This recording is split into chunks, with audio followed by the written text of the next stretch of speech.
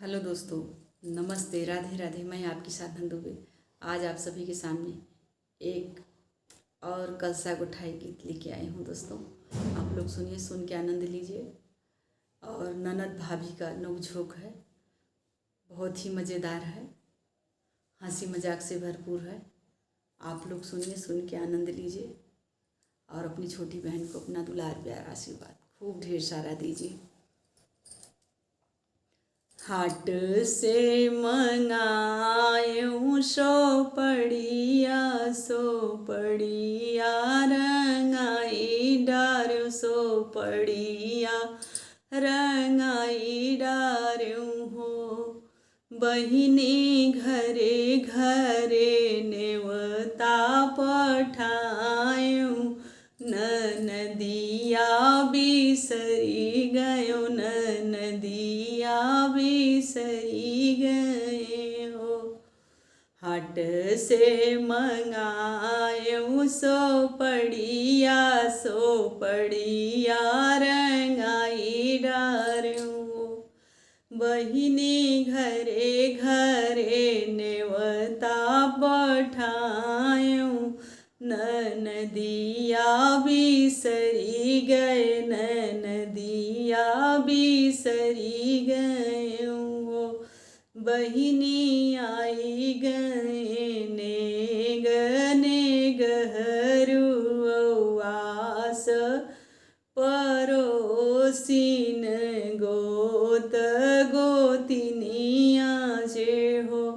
बहिनी एक नहीं आई मोर ननदिया, मड़ौआ सुन लागई, मड़ौआ सुन लागई हो। फेरी से मंगायूं सो पड़िया रंगाई डारूं, सो पड़िया रंगाई डालूं हो। नौआ फेरी से नेवत पहुँचाव, ननद हमरी आवई कलश हमरा गोठई, कलश हमरा गोठई हो।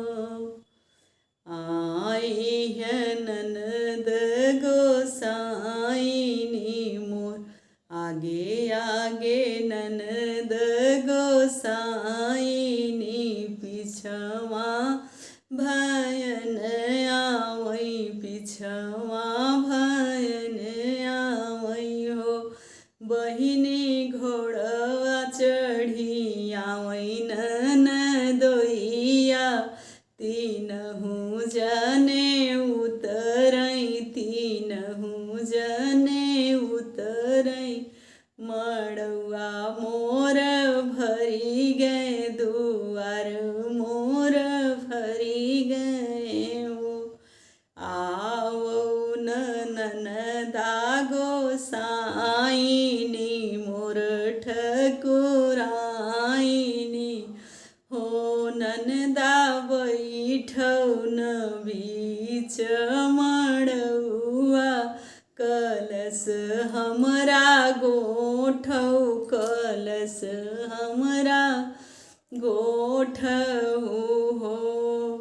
बैठब ए भौजी बैठब, कलश तोहरा गोठब, कलश तोहरा गोठब हो।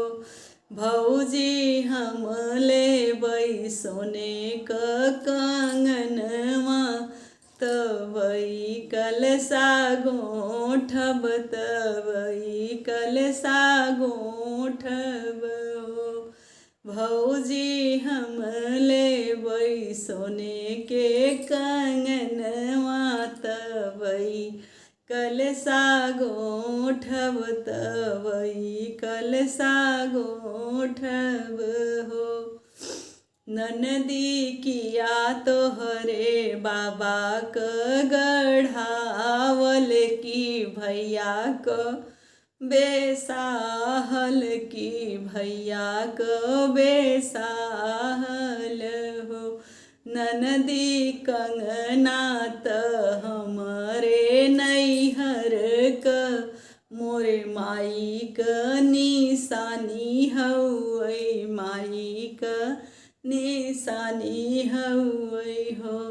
ननदी नाही देवै सोने क कंगनवा कलश जिनि तू गोठू कलश जिनि तू गोठियू हो।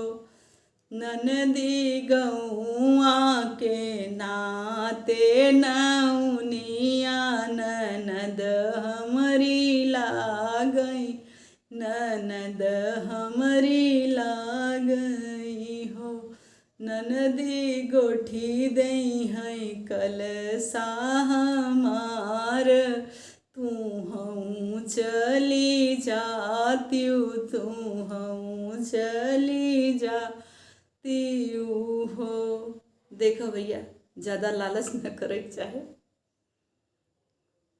ननदी गोठी देई है कलशा हमार तू हई चली जातियू तू हई चली जातियू।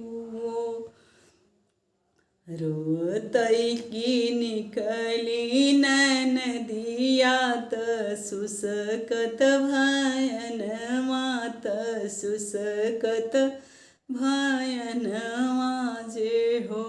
बहिनी हंसतई की चढ़ने बहनोइया भले ही मनवा तोरिन भले ही मनवा टूटा हो। बहिनी हंसतई की चले ननदोइया भले ही मनवा टूटी गए हो। धन्यवाद दोस्तों। यह कलसा उठाई आप लोगों को जैसा लगे कमेंट में अपनी राय जरूर दीजिएगा।